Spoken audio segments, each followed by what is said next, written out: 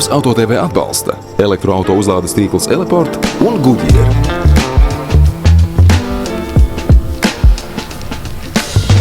Šodien mūsu video apskates objekts būs auto, kura galvenais uzdevums ir uzticami kalpot un pelnīt naudu savam saimniekam. Atkarībā no versijas tā kravas telpas ietilpība ir līdz pat 4,3 kubikmetriem. Tajā var iesvest 777 kg un vilkt piekabi ar masu līdz 1,5 tonnai. Turklāt šī procesa laikā tas nepatērē ne gramu degvielas. Nissan Townstar ir 100% elektroauto, un par tā plusiem un mīnusiem turpmākajās minūtēs. Šo auto darbībā novērtēt mums palīdzēs cilvēks, kura atbildības sfērā ir rūpes par liela uzņēmuma autoparka uzturēšanu un atjaunošanu. Jānis Rapa vada TET infrastruktūras atbalsta nodaļu. Uzņēmumā ir ap 400 auto, kas tiek apkalpoti ārpakalpojumā. Jānim arī pašam patīk braukt ar auto. Ģimenes ceļojumos vasarā tiek mēroti ap 5–6 tūkstošiem kilometru. Savukārt elektroauto popularitāti viņš saista ar tirgus evolūciju, kā arī pašu e-tehnoloģiju pilnveidi. Tā interese man par komerc auto ir pastiprināta, tāpēc, ka tas ir pamata auto manu darba, teiksim, nepieciešamību sekšanai, kur tieši šie, tautā sauktie bulkvāģi mums ir pamats no flotes. Līdz ar to skaidrs, ka tāda elektriskā paudze šīm mašīnām man ir interesanta. Šīs segments no vieglā pasažieru transporta manā uzturē atpaliek, tāpēc katrs jaunais, kas ienāk tirgū, ir noteikti interesants. Townstar elektriskā sirds ir 122 zirgspēkus jaudīgs elektromotors. Tā grieze ir 245 Nm un pilnīgi noteikti varam apgalvot, ka šī auto šoferi novērtēs nemainīgo griezes momentu, kurš pieejams jau, tā teikt, no pašas apakšas. Ar šādu motoru vest vai vilkt smagākas kravas ir tīrākā bauda.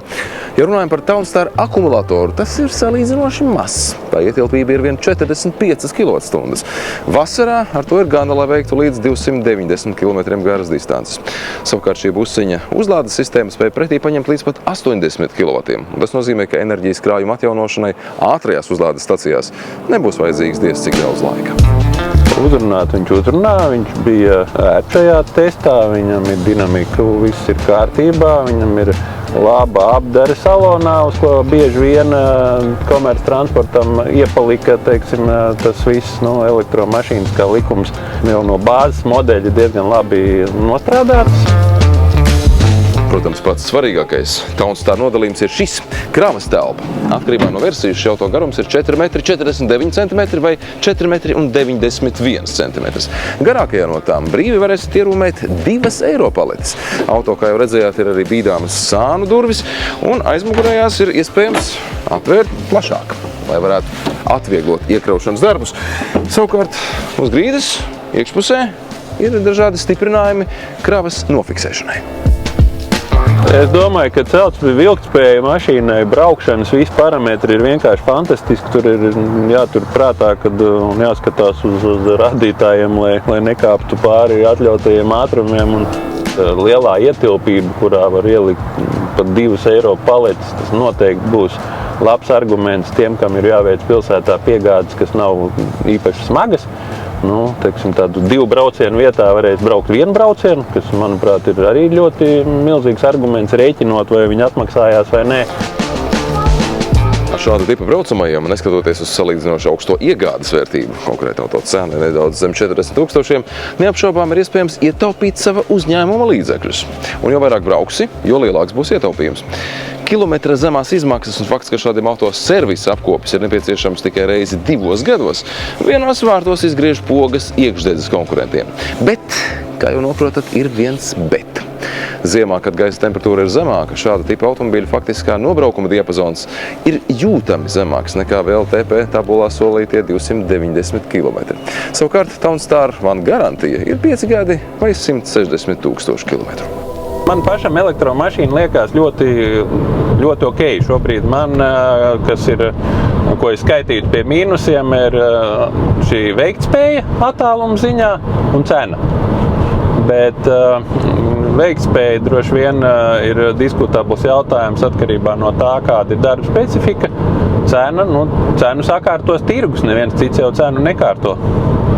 Pilsētas vidē lieliski, jo uzlādes ātrums viņam ir labs, viņš ņem iekšā pat ātrajā uzlādē 80 kW, lēnajā pār pa 20, tas nozīmē, ka 3–4 stundās viņš atkal ir gatavs darbam, un ja, teiksim, ir šis komerc piegājiens, ka tev mašīna glabājās kaut kur tavā darba teritorijā, skaidrs, ka no rīta tu atnāc uz siltu uzlādētu auto, dodies, viss notiek. Jā.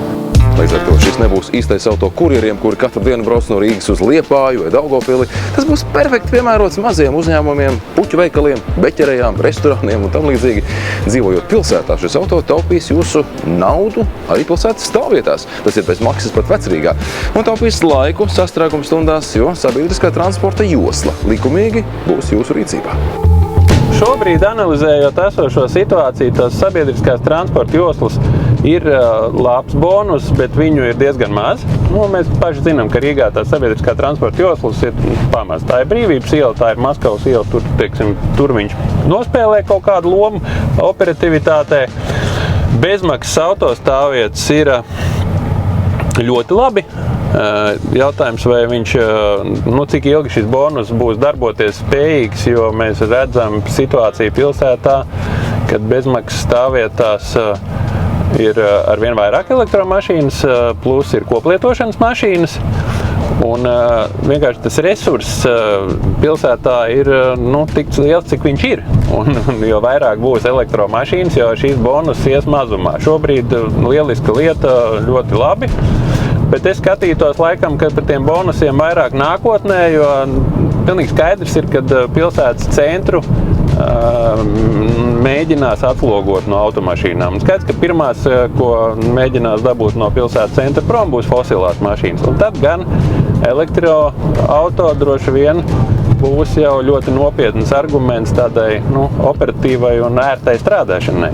Šobrīd, teiksim, milzīgs pluss ir, ka tu vari Vecrīgā iebraukt, kur ja tev nav šī elektroauto rīcībā tavā, tad tev ir, ja nemaldos, šobrīd 8 eiro pa stundu pa stāvēšanu, saskrienās, ja tev tur ir diezgan bieži jābūt.